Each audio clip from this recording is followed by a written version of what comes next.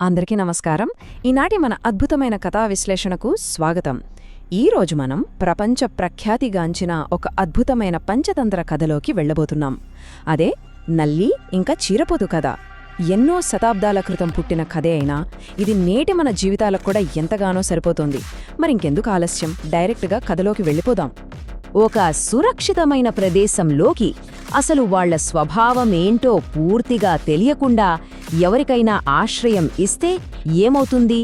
ఇలాంటి గ్రుడ్డి ఆతిథ్యం ఒక నిర్లక్ష్యమైన తొందరపాటు స్వభావంతో కలిసినప్పుడు ఎలాంటి ఊహించని పరిణామాలు ఎదురవుతాయో ఎప్పుడైనా ఆలోచించామా? ఈ ప్రశ్న వెనుక ఉన్న లోతైన అర్థాన్ని ఈ కథ మనకు కళ్లకు కట్టినట్లు చూపిస్తుంది. మొదటి భాగం, రాజుగారి పాన్పు. ఎంతో ఉత్కంఠభరితమైన వాతావరణమిది.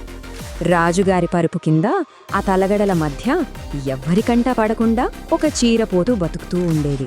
పగటిపూట అస్సలు బయటకు రాకుండా, తన ఉనికిని ఎవరూ పసిగట్టకుండా ఎంతో అద్భుతమైన నైపుణ్యంతో, సహనంతో, చాలా జాగ్రత్తగా అది దినచర్యను గడిపేది. దాని వనుగడ అంతా కూడా ఎవరికీ కనిపించకుండా దాక్కోవడం పైనే ఆధారపడి ఉండేది. దాని పేరే మందవిసర్పణి. పేరుకు తగ్గట్టుగానే చాలా నెమ్మదిగా కదిలే స్వభావం దీనిది. ఇది ప్రాణాలతో ఉండడానికి ప్రధాన కారణం దాని కఠినమైన క్రమశిక్షణే. రాజుగారు గాఢ నిద్రలోకి వెళ్లేదాకా ఏమాత్రం తొందరపడకుండా ఆగి, ఎవరికీ ఎలాంటి బాధ కలగకుండా నెమ్మదిగా తన కడుపు నింపుకునేది. ఒక ప్రమాదకరమైన ప్రదేశంలో ఇన్ని ఏళ్లుగా బతకాలంటే ఎంతటి లెక్కలు వేసుకునే మనస్తత్వం ఉండాలో మందవిసర్పణికి బాగా తెలుసన్నమాట. రెండవ భాగం, డిండిమం రాక. ఇక్కడే కథలోకి ఒక కొత్త అల్లరి పాత్ర ప్రవేశిస్తుంది. ఆ కొత్త పాత్ర పేరే డిండిమం. అదొక నల్లి. పేదల ఇళ్లలో తిరిగి తిరిగి విసిగిపోయిన ఆ నల్లికి సన్న బియ్యపు అన్నం, మాంసపు కూరలు, నెయ్యి, పాలులాంటి పంచభక్ష పరమాన్నాలు తినే రాజుగారి రక్తం రుచి చూడాలని ఎక్కడ లేని దురాశ పుట్టింది. ఎలాగైనా తనను స్నేహితునిగా అంగీకరించి ఆ మంచం మీద ఉండనివ్వమని మందవిసర్పణిని అది ఎంతో బ్రతిమాలింది. ఈ రెండింటి పోలికను గమనిస్తే చాలా ఆశ్చర్యంగా అనిపిస్తుంది. ఒకవైపు అపారమైన అనుభవం, సహనం, క్రమశిక్షణ కలిగిన మందవిసర్పణి, మరోవైపు ఏమాత్రం అనుభవం లేని, కేవలం దురాశతో, విపరీతమైన తొందరపాటుతో రాజుగారి రక్తం కోసం వచ్చిన డిండిమం. ఈ ఇద్దరి స్వభావాలు ఎవరికి వారే యమునాతీరే అన్నంత భిన్నంగా ఉన్నాయి. మూడవ భాగం, ప్రాణాంతకమైన ఒప్పందం. అసలు సమస్య ఇక్కడే మొదలవుతుంది. పాపం ఆ చీరపోతూ నల్లికి ఆశ్రయమివ్వడానికి అంగీకరించి కొన్ని కఠినమైన నియమాలను పెట్టింది. రాజు నిద్రపోయే వరకు ఖచ్చితంగా ఆగాలి, అసలు నొప్పి తెలియకుండా నెమ్మదిగా కుట్టాలి, రాజుకు ఎట్టి పరిస్థితుల్లోనూ మెలకువ రాకూడదు అని గట్టిగా హెచ్చరించింది. ఆ నల్లి కూడా సరేనంది. కాని అలాంటి దురాశ ఉన్న నల్లి ఈ నియమాలను అస్సలు పాటించదని మనకు ఇట్టే అర్థమైపోతుంది కదూ. నెమ్మదిగా రాత్రిపడింది. అంతా నిశ్శబ్దం. రాజుగారు పడుకోవడానికి ఆ సువిశాలమైన, మృదువైన పాన్పు మీదకు చేరుకున్నారు. ఒకవైపు అనుభవజ్ఞురాలి సహనం, మరోవైపు ఆకలితో రగిలిపోతున్న కొత్తవాడి అత్యాశ. నిశ్శబ్దంగా మొదలైన అసలైన ఉత్కంఠభరితమైన పరీక్ష ఇది. నాల్గవ భాగం, ఆకస్మిక దాడి. కథలో ఊహించని మలుపు. ఇక్కడ జరిగిందేంటంటే, రాజుగారు కనీసం కునుకు కూడా తీయలేదు.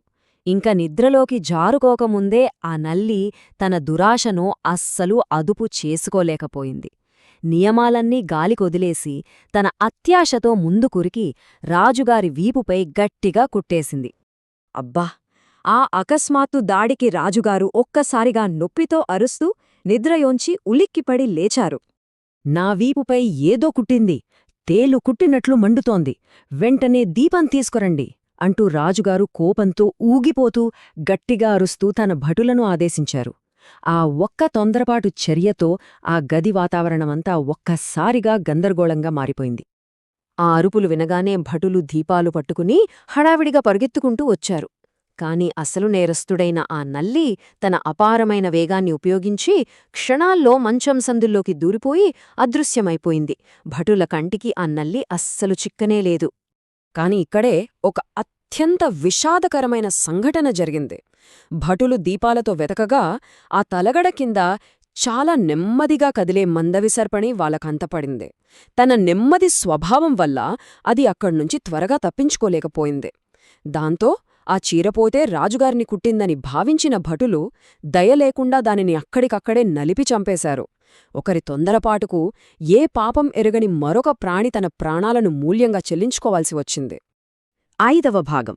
ఇంతకీ ఈ కథలోని నీతేమిటి?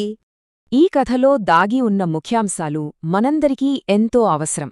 ఒక వ్యక్తి నిజమైన స్వభావం, వారి గుణగణాలు తెలుసుకోకుండా వారికి ఆశ్రయం ఇవ్వటం ఎంత ప్రమాదకరమో ఈ కథ స్పష్టంగా చెబుతుంది.